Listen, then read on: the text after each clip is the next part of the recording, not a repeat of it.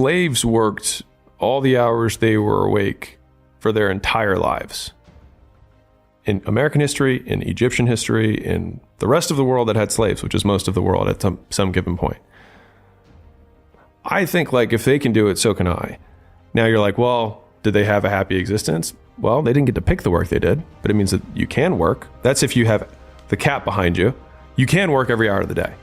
I'm like, well, if you get to have the cheese and you get to eat the cheese the whole way you're going, then, I mean, there's the famous quote, the person who loves walking walks further than the person who loves the destination, right? And so like, I think it's the same thing, but so many people want to project their idea of what they think your life should be like onto you. And it's just completely irrelevant. It just doesn't matter. Like if all I did, if I weren't married, right? Because people are like, okay, well, he is married and like I am in shape, but I also just like working out. But if I didn't have either of those things and all I did was work all day, more people would talk about the work-life balance thing for me than they currently do. And who cares? I fundamentally am like, you are going to die and you're not going to matter. And I'm going to die and I'm not going to matter. So why do I care about what you're going to say when you're not even going to show up to my funeral? Who gives a shit? I love writing the book about business. I love talking to my editor about what we're changing. Oh, that's a really way better way to say it, right? Or I like tweeting about the thoughts that we have. I love doing discussions like this because I talk about my favorite topic, which is business for the most part. I actually am pretty averse to punishment. And when I say punishment in the formal sense, like things you don't like, right? And so like I avoid them like the plague. I don't do them. And so I just do as many of the things I can that reward me as frequently as possible. But from the outside to a lot of people, that looks like punishment. Right. I'm a big fan of being directionally correct rather than absolutely correct. And so I think what happens is most people are trying to find the perfect answer when they have no perspective from which to make a judgment. They're trying to find the perfect thing to do when they haven't done anything. So how would you have perspective to make a judgment? Like if you try a lot of things in the beginning, which you have to know what your inputs outputs are, decrease your action threshold enough with either a cheese or a cat, whatever you need. Most people have more cats than they have cheese in the beginning. So use the cat to start running towards something. And the thing is the rat, it's so simple. It's like there's cheese here. But what you really just need to know is that there's cheese out there. And there's a cat behind me for sure. And so if I just go anywhere away from the cat, I will have a higher likelihood of getting closer to the cheese. Not that I will find it, but I will get closer to it. And I think and I've lived my life through a series of rapid iterations, not trying to pick the right thing. Because I just like, even when I started my first business, I was between frozen yogurt, test prep, and a gym.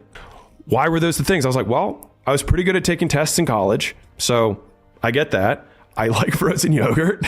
And I mean, it sounds simple, but like, I was like, everybody likes something, right? And I actually didn't know that I was going to like business. That's the crazy thing. Because also, when you and I were younger, Instagram wasn't there.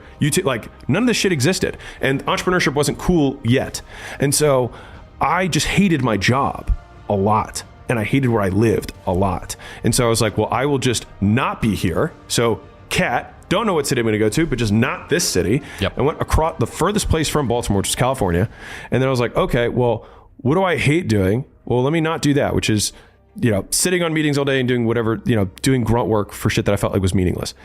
And instead, I was like, I'll do fitness because I like fitness. And I was like, at the very least, I'll do something I enjoy, which I liked fitness at the time. And if you're like, well, I don't like doing anything. Well, it's like, well, then that's impossible because your brain is wired to be rewarded for things. And so you are doing things that reward you. That's why you do them. Like everything we do is because we've been rewarded for doing things like that in the past. And we project the same activities and we predict that doing things like we did in the past that reward us will reward us again in the future. That's where our behavior comes from. And so it's like, okay, well, what has rewarded you in the past?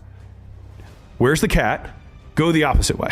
Yeah. So the reverse role model is something similar, but you're almost taking this into a lifestyle perspective. So the reverse role model is if you live in a town or you grow up somewhere and there's no one around you like the sort of person that you want to be like, but there are tons of people like the person you don't want to be like, you can say, there's a way marker. I don't want his relationship with gambling. I don't want the way that he handles his finances. I don't want the way that him and his wife communicate with each other. It's like, okay, there we go. Warren Buffett or Munger says like an amazing amount of success has been achieved by not trying to be smart but avoiding being stupid. So there's your way markers there. But what you're saying is that this is almost like a abstracted lifestyle version of this. These are all of the things that I hate to do. What's the opposite of that? Yeah. And the challenge of I don't know precisely what the exact thing is, therefore I can't move toward it, is one of mine, which is perfectionism is procrastination masquerading as quality control. I was going to say it's a fallacy. It's a decision-making fallacy. It's the same. This is why investor frames can be so useful. Like if you're looking for the perfect investment, you won't find one. There's always downsides. Every investment has risk, right? And so using that frame, you're like, well, there's all these paths. Which one do I choose? It's like, well, you have to. The one thing that's guaranteed is if you keep the money, it will go down in value because it'll inflate, right? So not investing is the only way guaranteed to not get a return on your investment.